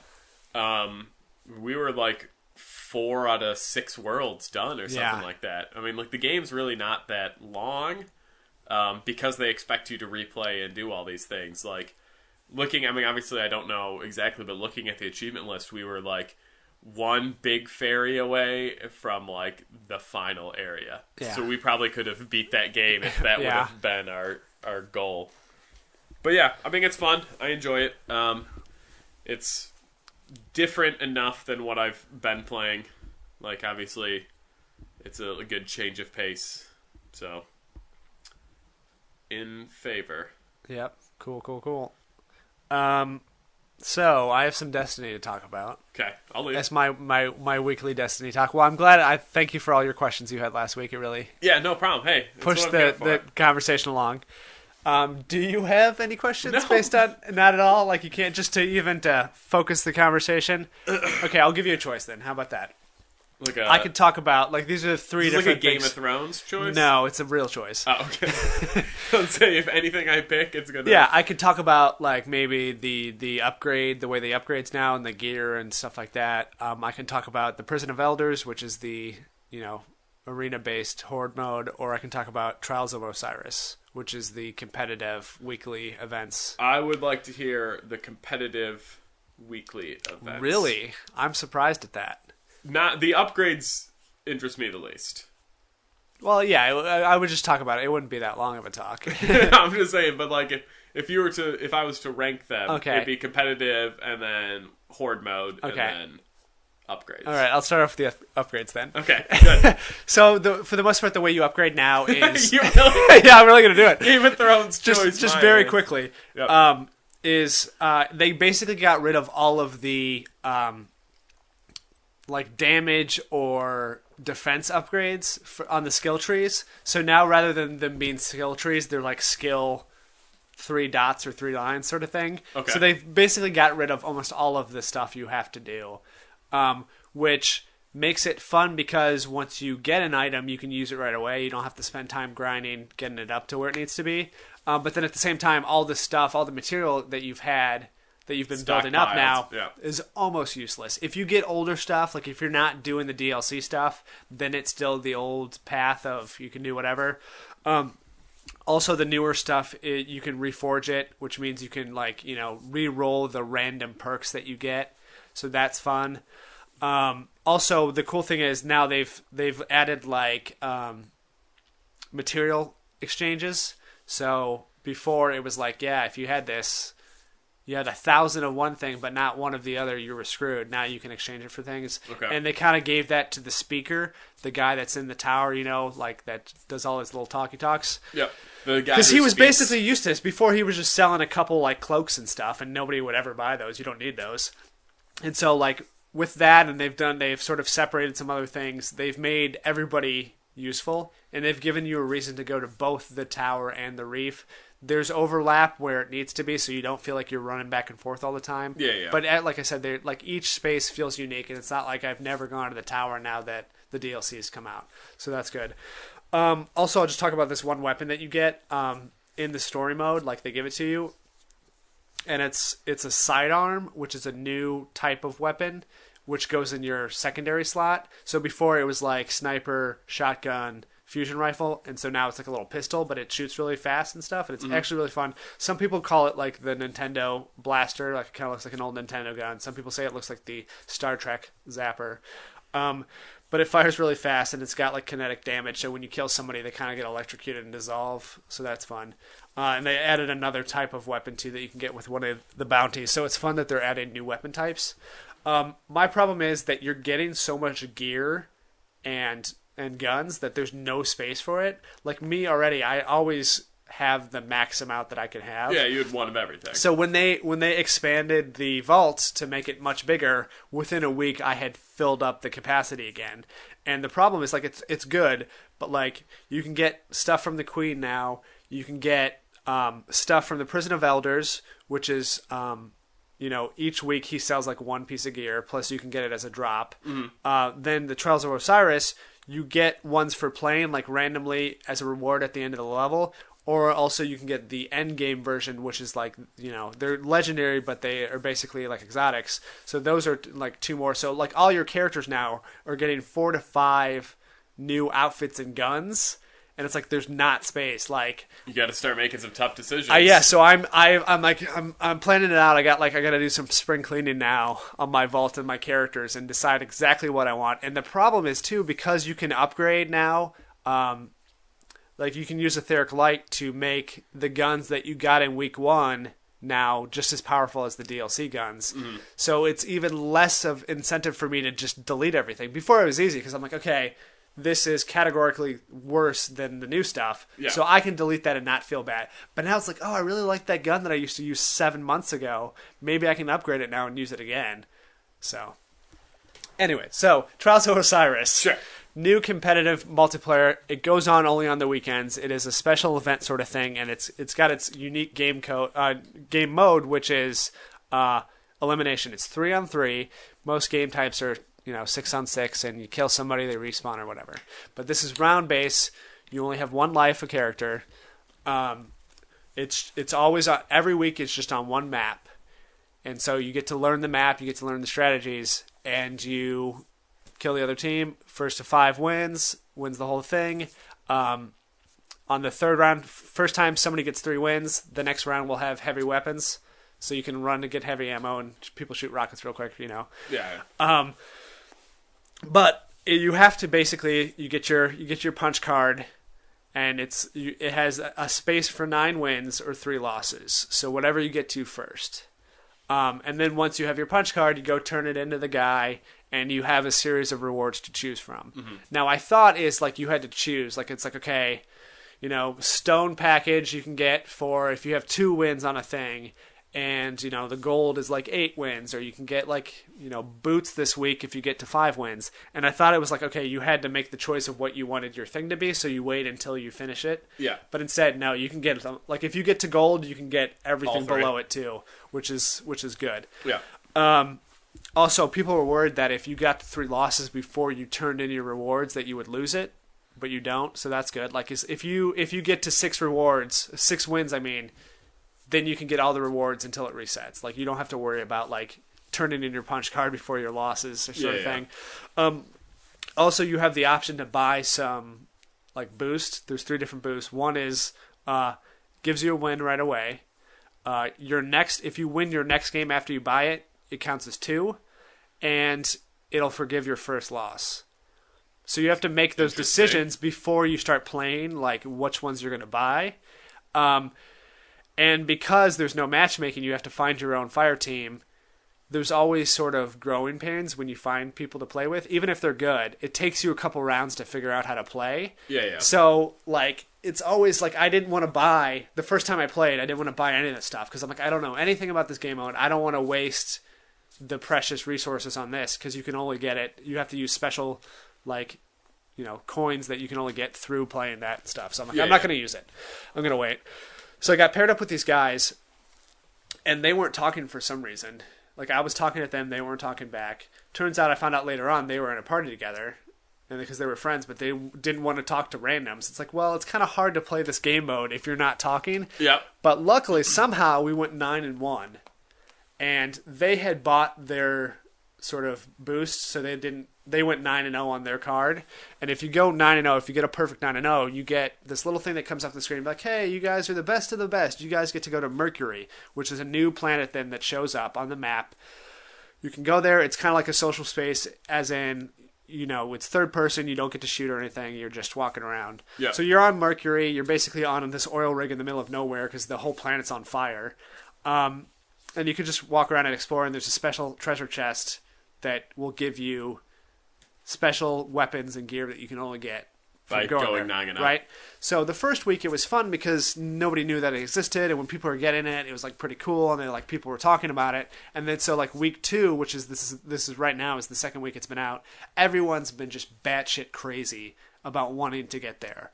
Like in the website I go on, it's got to be like, oh, you have to have already gone 9-0. Like, I'm only going 9-0. I'm going to check. Like, we're checking to make sure that you already went there, that you have at least one piece of special gear, or like, we're going to check your kill death to make sure it's above 1.8 and all this other stuff. It's like, well, you can't, not everybody can have that because the way there's only 3 people and only 3 lives around. Yeah. Not everybody can get 20 kills a match. No, and like this one guy was so crazy, was like, mathematically, right, it exactly. makes sense. The one guy was like, okay, he's like, if you ever go below 1.2 kill death a round, not even a match, like one round, he's like, I will boot you out of the party. Like, people are just, the whole list of everybody has just gone absolutely crazy. Those are my favorite people to see. Those people, like Destiny notwithstanding, but like the TA, there's always those every now and then. I'll just check random sessions. Yeah. And it'll just be like, here is exactly what we're doing. If you can't follow those orders, right, then I don't need you. And it'd be funny because he'd be in a lobby by himself. And just like, no one wants to fucking join you if you're going to be some sort of crazy taskmaster where you're just like, we're not going for any achievement until I get this. Exactly. Like, well, good luck on your own. Well, that's the thing. Like, you see one of those here and there. Yeah. But if you look at the wall for Trials of Osiris, every single post is saying that. Yeah. And it's one of those things, too, like, you have to prove you've been there before and all this other stuff. It's like, this came out, you had one chance to do it so far. Yeah. Not everybody that's playing it obviously went 9-0 last week. No. I have to imagine that a lot of those people who were that crazy did not go 9-0. Right. And so they're trying to get other 9-0 people. Right. That he's just like, okay, you're on my team. You're on my team. And that guy will be the worst one on that party. Right. But because he's the host or party captain or whatever you want to call it, like, he can make those demands. But yeah, so I found some pretty crazy people trying to play that way. Like, I wouldn't respond to any time anybody would say that. There was one guy yesterday that was like, hey, I'd like to go 8-1. Yeah, he's like, I'm trying to play seriously. Like, I'm not gonna mess around, but I just want to get, I just want to get the boot. So I just want to get 5 wins. He's like, I'm not freaking out about 9-0. He's like, I'm a serious player, but I'm not gonna get mad if we don't. So 2 other guys and I, like, his post had been there for longer than the other ones. Like, it was down on the list. Yeah. But I messaged him anyways, and so I got in a party with him, this other guy too, and the leader was like, yeah, he's like, everyone's just going crazy. He's like, I don't know why they care so much. Like, this is supposed to be fun. Like, this is a good game type. Destiny, I like playing it. It's no longer fun when you give people options that, like, if you don't do perfect, you don't get this gear. Yeah. And so the first match, we get paired up against really good guys because there's no matchmaking, so you just get randomly paired with somebody. They could be the best in the world. Yeah. We ended up losing 5-4. And then the guy left. The guy rage quitted and left because he didn't want to play anymore. After one loss, after he was the one that's like, I don't care about going 9-0 and stuff. And so, like, the other guy in the party is like, oh, God. Like, we can't get away. We can't find normal people to play this game anymore. Yeah. Another thing I noticed, too, which is kind of a lesson for if you're ever playing competitive shooters is don't play. Well, don't play, but it's the time of day that you play. Yeah. Like if you play in like the afternoon or something, like if you play, like Saturday afternoon I played, and it was much better. I could find normal people. I could find people that weren't like pros.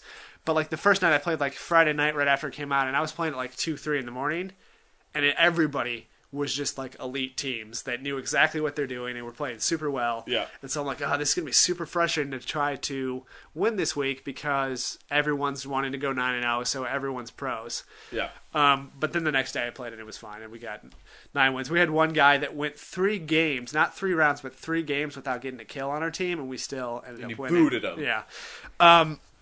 But the actual gameplay is actually a lot of fun. And it's all dependent on which map they pick, but I like that it's only 1 map a week, especially because I haven't played that much like Crucible, which is the online multiplayer stuff. Yeah. So I don't know the maps that well. And when you do, like you're spawning randomly anyway, so you don't know. So they're picking symmetrical maps, sort of smaller maps, so you do learn different paths and what to do and strategies, and it's fun to like see how that does evolve over time, like just in the couple days that the thing's going on, because it's like, okay, like for this map it was like, okay, somebody was sniping down left, and if you got one of the kills, if you snipe somebody, everybody would rush as fast as they can because it takes 3 seconds to revive your teammate. So if you could get on them before they could revive their teammate, sometimes you'd have the advantage. Yeah. And things like that, like one of the abilities are you can come back to life after you're dead. So it would always be sort of a chess match of like, when is the guy gonna, like you'd see, okay, you'd go and you'd look at, okay, what's the other team? Okay, they got a Titan, they got a Warlock, okay. So we know he's got, after like round 3, he's probably got self-revive. So anytime somebody dies now, at the end you're just waiting, you're like standing there with like a shotgun waiting to see if he comes back to life. And it's like, I have like 4 or 5 clips that I saved of just the first week of me coming back to life after everyone's dead and then killing the other team. Because it's so much fun. If you catch them off guard, it's great. Yeah.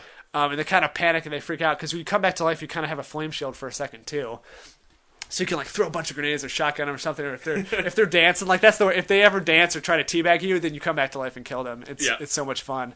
But just that sort of like little back and forth, and like what another thing everybody does is as soon as it matches you up, if you go into your like recent players and see who they are, everyone's like, okay. Like I said, you find out what level they are, what weapons they're using, and like what gear they have, so you know what their specials are. And when I was playing with some guys yesterday, we purposely decided to switch everything until the game started, so you didn't know what we had. Like we were mixing and matching, like, and even getting down, so we were like level 29. Because like it doesn't match you with like-minded people, like it so like people. So it's are not thinking, going to match you with level 29. No, right? It wasn't. We weren't cheating. We were just messing with the other team, and we were all using just like pistols instead of anything else. So we're like, okay, we'll mess with them, and that was kind of fun because they thought like you could tell the first round they'd like run at us or something, and we'd snipe them, and just a little fun back and forth. It's fun like when you find somebody to play with, then it's fun, even if you're not winning. Even though I found pretty good teams like. Just win a couple. That's all you gotta do. Like, just get the new gear. Who cares? Seriously. That's such a side of things that interests me, though, as just like a science experiment of these people who are so intense that they're just like, this is why you have no friends. Like, that's why I want to message those people. Like, obviously, I wasn't part of like the Destiny boards, but like I said, like the TA stuff where it's just like. Dude, like, you have to rely on other people to help you. Right. So, like, if you go off and you just try and, like, be the biggest dick in the world, and you're like, I'm only taking this and this and this, I will kick you, I don't care. And it's like, you need people to play this game. Right. That is why you were creating a session. It's not like you have friends waiting in the wings to play with this with you. Right. So it's like, why not calm the crazy down a little bit until people join you? Well, and that's another thing I started doing too, was because people were so crazy, they're like, you have to have this weapon with this perks and all this stuff. So I had my loadout of weapons for when I would join into a match. So they would see, like, my teammates would be like, okay, you have the right weapons to play with us. And then I just switched to what I wanted to actually use. Yeah. Even though they weren't, the gun that everybody else was using, it was like, fine, I still get more kills with this gun, so I'm going to use this gun. Yeah. Like, even though you probably wouldn't let me in your party if I didn't have the right shotgun loaded. Are you finding that younger crowd That's another older thing I was talking. crowd. Yeah, so I mentioned this to you last week. The first people that I got paired up with, actually, was like two 12-year-old kids. I don't know how old they actually were. But 12's a probably. well, I don't know. Their voice was in between cracking. I don't know when that happens. Yeah, 12, 13. But so it was two guys that were friends in real life. Mm-hmm. They were high levels. They had all the right gear. So, it was, Oh. no, I didn't even look. I don't know. I just know that they were like 33, 34s or whatever. And it was my first time playing this game. And we were doing pretty well. They were communicating well. They shot okay. But this one kid, man, I told you about this. If we lost a round, he would like have an aside to himself, like talking quietly but super high pitched because of his voice. Like, I don't think he knew that we could hear him. Yeah. But he would like berate himself for like losing. It's like, oh, why can't I do this? You gotta shoot better and all this stuff. And it was like, it wouldn't be fun if it wasn't so terrifying at the same time, because it was like The Shining, and like when he talks like, in the Danny voice and stuff. So that was like, so like I wanted to slowly back out of the room and not play with him anymore. I didn't want to quit out because I didn't want to leave him hanging. Yeah. But it was like, it was not great to play with him. Yeah. Another trend that I found amongst, probably high school and younger kids was everyone just goes into a party, into like party chat. Even if you're not playing with them, even if they're playing a different game, all this stuff. So anytime I try to play with somebody like high school kids, Random people jump in. well, yeah, that not just random people would jump in. It would be a party of 8 people. Like, there's one guy was playing Watch Dogs. This other guy they were playing. They had 3 other people in there too that were playing the other mode, the Prison of Elders. And so, not only are they constantly trying to talk to each other, like while we're trying to communicate and stuff, they're talking about other games, and they have like, I'm assuming 40 other 8th graders in the room with them that they're talking to in the room It's too. it's in a classroom. Yeah, so it's like this social thing is like everybody just gets online together and plays at the same time. And if it's like they're like, oh, Kelly texted me today. Look, no, I don't believe you. No way. He's like, yeah, she totally texted me. It's like, we don't want this. So this other guy and I, that was like, he clearly had kids because he was talking to them while he was playing and stuff. Yeah. We just went into the game chat and we're like, if he doesn't talk to us, that's fine, but we cannot sit there and listen to this anymore. I've actually had that happen. And it wasn't just once or twice. It was all the time. I think it is an age specific thing, because I was back when I cared about Kane and Lynch. I did some Kane and Lynch boosting, and then we played with kids, and literally just like a kid would sign on and then join the party. Yeah. And he's not even playing Kane and Lynch. He doesn't even own the game. And it's just like, did you get Mrs. Smith's homework assignment? Yeah. And you're just like, what? Don't you see that there are random, like, strangers in here? Yeah. Like, that's, I don't know. It's just so weird to me, because, like, I would never just join, like, chat with people that, if I saw names I didn't realize. If you were playing, say for whatever strange reason you accidentally played a 360 game. Yeah. So it showed up that you were online, and I'd like join in that party, and I saw that you were in a party, which, first of all, if you're in a party by yourself, I'd be very confused. Yeah. So solo party. So I joined, but then if I saw it was just like, oh, I don't recognize these 3 names. Yeah, you're clearly doing something else. Be like, oh, I'm sorry, or like, oh, like text me later or something. You wouldn't sit there and just like have a conversation. No. Be like, hey, what grade are you guys in? That's a question I got asked while playing. What grade are you in? Hopefully you said 12th. Yeah. I'm in 12th grade. Yeah. Use the numbers, they'll really... I'm this many. I'm this... Like, we can't see you. Turn your Connect on. Yeah. Then I get in trouble, it seems like. That's a dark road to go down. But, like, it's so weird when that happens, because most of the times I just want to yell, like, what the fuck, man? Right. Like, we're trying to talk. We're trying to play a game. Like, you can... I mean, we had that happen with Ghostbusters. Right. And that was just a guy that just joined in and just wanted to chit-chat with one of the other guys that we were playing with, which is annoying. And I think the problem is, this is, like, gone to the next level where it's, like, a social... I think it's a problem, because this is how the kids interact. They don't have, like, AOL, Instant Messenger or something. So after school, everybody just joins into one party and just talks over each other all the time about stupid stuff. And that's fine if that's what you want to do. But don't play a super competitive game type where you have to communicate with your teammates if you're also chit-chatting about, like, math homework. Yeah. Or, I mean, well, yeah, exactly. Or just don't invite you and whoever your teammates are. Like, if you want to have a party chat... Play with those guys. That's fine. Play with those guys. Yeah, exactly. They're playing the game also. And if they don't have enough or whatever, like, then just be that asshole who doesn't talk. Be in a party chat with only your friends, and then everyone else can think that you just don't have a mic or whatever. Like, that's just, I don't know. That's so crazy. Like, if all of my friends were online, and for some reason I was just like, oh my god, I haven't talked to these people in forever. But me and you were literally trying to get something done that required communication. I would have to just be like, hey man, I know I haven't talked to you in like 2 years, but I got to figure this out, and then I'll we'll can chat later. Leave the party, I'll invite you in later. Right. And the guy that we bounced out of that party with, he was really cool. Like, I played with him for a long time. He's from Oklahoma. He clearly has got a couple kids because they were like climbing all over him while he's trying to play. He's like, just play your DS over here. He's like, you can lay it between my legs, but stop crawling my face. Yeah. And it was like his wife's birthday or something, or like he missed his wife's birthday, so he was taking his family out to dinner and a movie and stuff to celebrate. But because we were winning, we were on a win streak, his wife wouldn't let him leave. His wife's like, no, you got to go to Mercury, man. He's like, you guys got to keep playing. He's like, we can go later. And it was great. Like, the whole family was involved. And his one kid that also played, that was probably like 5 or 6, he was super young, was making fun of his dad because his dad didn't have the guns that he had and stuff like that. It was like a fun family experience. Like, I liked playing with that guy a lot. Yeah.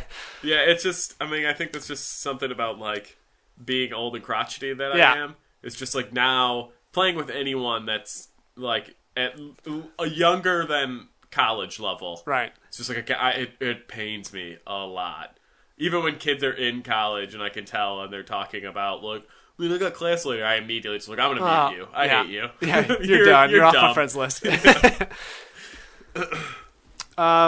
But overall, the Trials of Osiris is a fun experience. The first week, I thought Mercury was great because it was a fun little thing. It's cool that they added in incentive, like, oh, if you do something cool, we're going to give it to you. But it only took 1 week for the community to ruin that. Yeah. So I think it's cool they gave, like, people, extra gear, extra little place to visit.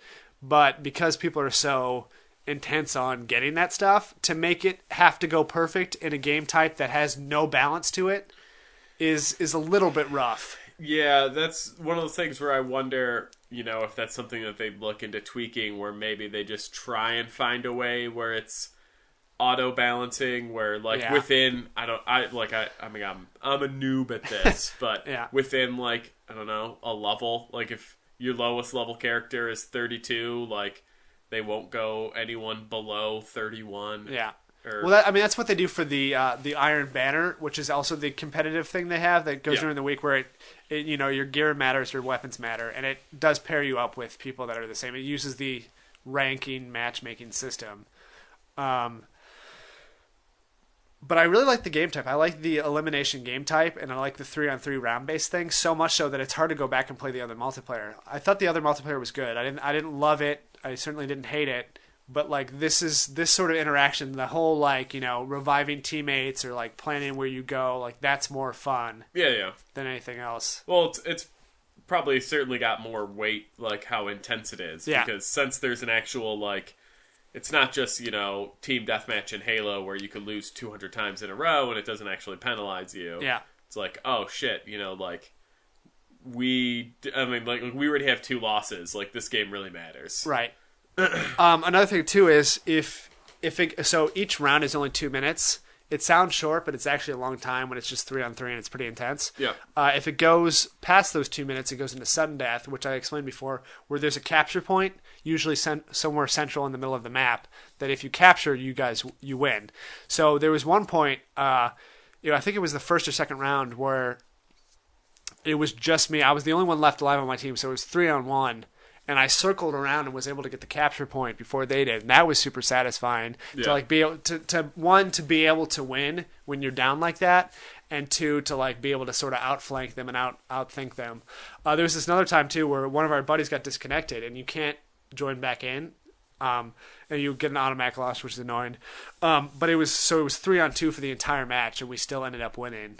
And one of the reasons was we sat back and we waited, and then one of the times we got a capture point too, which was fun. Yeah. But that sort of just other element too is good, because otherwise people would just sit back and hide and wait for you to come to them and then shoot, spring a trap on you, shotgun you, or something like that. But because it's 2 minutes, you do have to move around the map, whether it's you have to push towards the middle of the map because the capture point's going to come up, or if you go to kill them. Yeah. So, it's just fun. Good. You should, if you had the game, I would make you play it. First, I need to get an Xbox One. Yeah, then you have to get the game. Then I have to get the game. Then you have to like level up your Then character. I have to level up. Yeah. So, But it's like it's one of the it's like one of those things where it's like because I just really want to play with people that I actually know. Yeah. Like I want to like it's a you fun want to be in a party game. chat with somebody who's not gonna tell about Kelly texting them. Yeah, and it does have those like fun moments like where somebody like self revives and shotguns people, or they come up behind them, or they turn invisible. Just there's a lot of fun like oh shit moments. Yeah. That it's fun to share that with all people you those actually like to shit play. moments would be me dying. Sometimes that's funny shit, too. I can't believe that you got killed by a slug. Sometimes people will kill themselves or fall off the map or something like that, and that's always funny too. Yeah. You've 'cause, seen like- me like- play Halo. Yeah, I know, but like you're like 3 seconds into a match, and you'll hear like the other teammate like it'll say like he's down, like and it has a constant counter on the screen, so you know how many people there are on each team, because it's like really important because it revives and all that stuff. So to see somebody die right away is always really funny, and their reset timer, their respawn timer is like higher if they kill themselves. Yeah. So you can just like run the other team and make fun of the guy for falling down. There are just so many more people playing now too. Like you just notice it like all the time. And the numbers they released were like crazy. It's something like 2.1 million players play every single day, and they average 3 hours a day. 3 hours of just that one. That's the only game you're gonna be playing then. And every single day, 21 hours a week of the same game. That's crazy. Yeah, I mean that's like I don't play that much. 3 hours a day is like, and that's average too. That's doable, but yeah, that's like a high day for me. Yeah, that's like if I'm sitting down trying to like complete a game. Yeah, or it's just like back when Caitlin would have to work weekends and I'd have Saturday off, and I'm just like, well, we're doing something at night, but I literally have from the time she left for work until the time she comes home, I can just sit and play video games and not feel guilty about it. But yeah, 3 hours a day. Especially, like, you think weekdays? Weekends, it's one thing. Right. 3 hours a day on a Saturday? Right. Sure. You could do 3 hour increments, you'd be fine. Yeah. But, like, I can't imagine, like, Wednesday, popping in 3 hours a day, and then Thursday, and then Friday. Yeah, there's another thing, too, that I kind of want to talk about is it's nice that the new DLC bounties for the new one is just weekly. It's not daily like the other ones. So instead of having to do 6 things every single day just for that, plus the other 6, it's like it's nice to. They've sort of transitioned to if you just want to play once a week, you can, which is totally where I'm at this point. Yeah. Like it's fun to be like, okay, I can play a couple hours every Tuesday when they reset. I'll do the weekly strike. I'll get my new gear. I'll do all this stuff. But basically, I can play 1 or 2 days if I want to run all 3 of my characters and be done with for the week and go play something else. I think it's good too because then if you're only playing it for that 1 day a week, you have a lot to do on that 1 day a week. Yeah, exactly. So as opposed to just like... And you're not doing the same thing over and over and over. If you came in every day and maybe you're only playing for 45 minutes a day just to get that one thing done, now you can save it up and you can just be like, well, now I have like a good 2-hour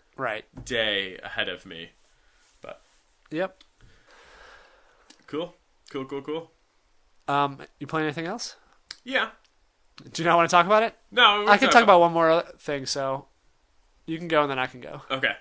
I will say I have 2 games I can talk about. Uh-huh. One will just be brief. Another Final Fantasy game can be crossed off the list. Final Fantasy IV is gone. You've completed it? Completed. Move on. Head forward.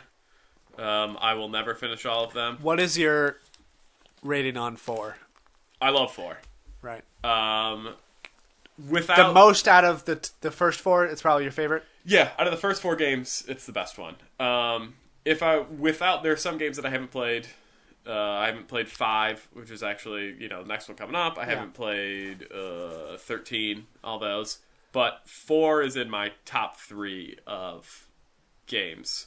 It would be the top 3 in no particular order is 6, 10, and 4, and then probably 7 would be the 4th. Yeah.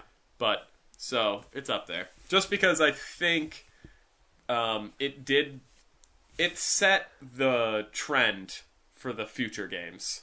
Where it's like there was kind of a shift in the way everything worked in that game. It actually has a story. Yeah. There's actually like the characters aren't just default characters. It's not just like, hey, what's fighter doing and what is mage doing? Like you actually have a team that like interchanges during certain plot points. Like a character dies off, or character turns evil or whatever. So like your team's shifting, and then you kind of have to learn new strategies. Like, okay, well I have more mages than fighters, so I can't just go in trying to attack everything. I need to kind of be smart about this. But yeah, I mean, it sets the trend for sure about like, you know, Final Fantasy VI, which I think is the best one, is just kind of lays the groundwork. So good. How was it? When was the last time you played before this?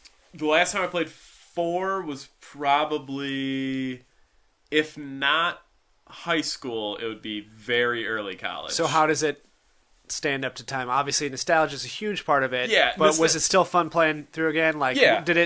Was it the same experience? Like, did it age at all? Where you're like, oh, I didn't realize that this game was so clunky, or there's parts where I go, oh, I didn't realize like this was so hard. yeah. Like difficulty, because you get kind of catered to now, or newer games seem to hold your hand more, and older games were a little bit more just like, well, no, fuck, like you need to level up because you're just gonna get your ass handed to you by this boss. Yeah. But yeah, I mean, like it holds up to me. Super Nintendo games, like that graphic style of Super Nintendo games, like they're never gonna look more dated than they do now, per se. So it's like they can't. You could go back and you could play like. Okay, this is weird. Let me restart that thought.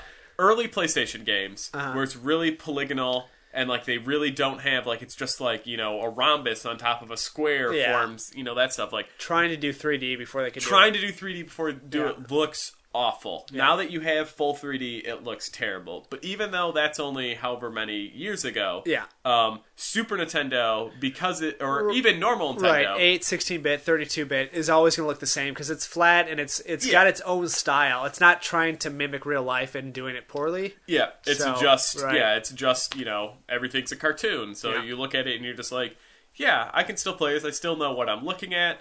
I still know what I'm supposed to be doing. When I get to Final Fantasy 7 and 8, which are the first two on PlayStation, that's kind of going to be rough. Yeah, it's going to be like, okay, that's supposed to be a face, and those are legs. But yeah, it won't his age. It'll be harder to tell who's male and female since their characters are always kind of androgynous. Yeah, they'll just be like, "Oh, spiky hair, yeah, I like that ass. Oh, that's a dude. No. Oh, I made a huge mistake. My whole life up to this point. I'm gay." But no, like I don't know, the older games to me, like for the 8, 16-bit era, like that's just they're not gonna always get gonna look any the older. same. Yeah. But yeah, lots of fun. You should start at Final Fantasy 1. I'll lend you, get you started. What are you playing on? Are you playing on PC? Or are you using different devices? PlayStation 3. I was able to. They had the PSN store, so I was able to get most of the Final Fantasies. I do have, like, as we get later, I'll have them on different systems. Like, I think Final Fantasy, 6 I have on disc for PlayStation, but Final Fantasy, 8 I bought on PC or stuff like that. So I'll be switching, but it's mainly PlayStation. I do have, like, I could just pop in the Dreamcast and put in the SNES emulator and play them off of that, but, I mean, who wants to plug a Dreamcast in? I do. Yeah. I can't wait till I move, side tangent, because in the basement, it's just going to be every system that I have plugged in. Are you going to try to emulate that game room that one guy had? The arcade cabinets and stuff? I wish, if I could get the arcade cabinets, but I'm thinking 2 TVs down there. All right. So you can boost with yourself? I'm still, because the Xbox is our main DVD player, that'll still have to go into the living room on the big TV. But I'm thinking, like, original Xbox, Dreamcast, when I eventually get a Super Nintendo, like, that'll all go downstairs. And they'll just be like, look at this beautiful thing. Yeah.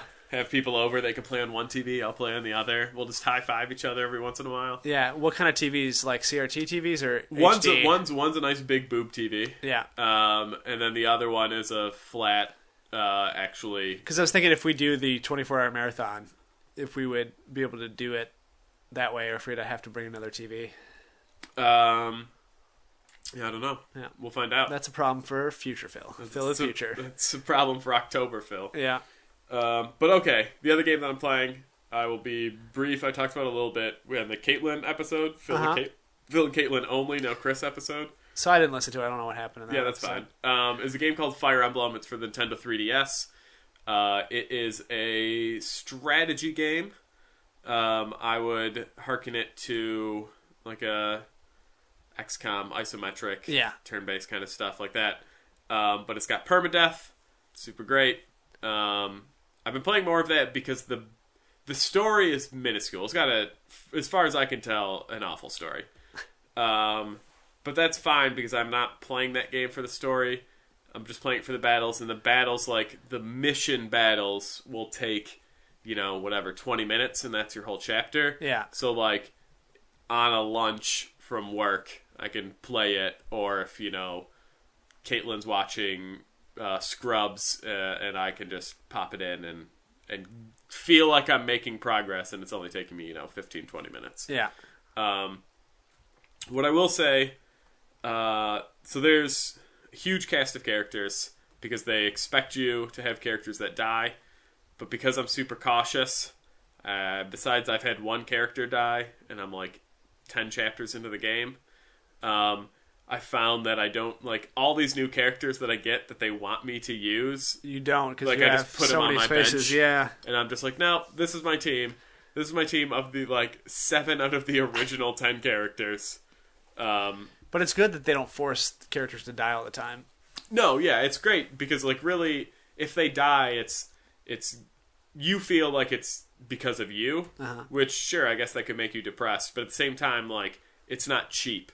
Like if you leave an archer out in the open, where other guys can get to it, that's your fault. You shouldn't have rushed your archer ahead to try and kill someone, because when it's the enemy's turn, they're just going to surround them and kill them.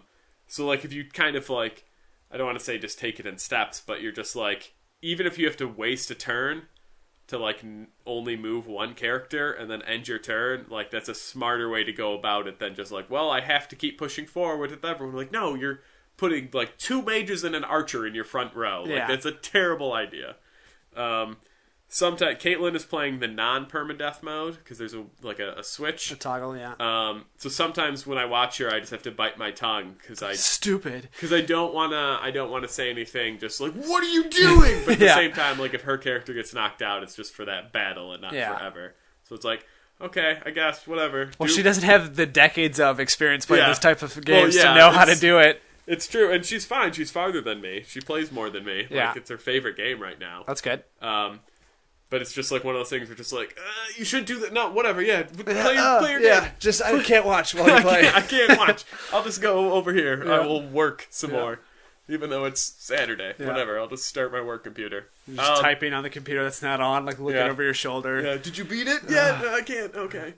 But yeah, good. I wish I had a reason to actually use a mobile device more. I wish, I had to take a train to work. Oh, okay. Yeah. Or I wish I traveled a lot, or had a reason, because there's, You could just go hide in the bathroom and use it. Well, yeah, but I don't think, she wants poop smears on it.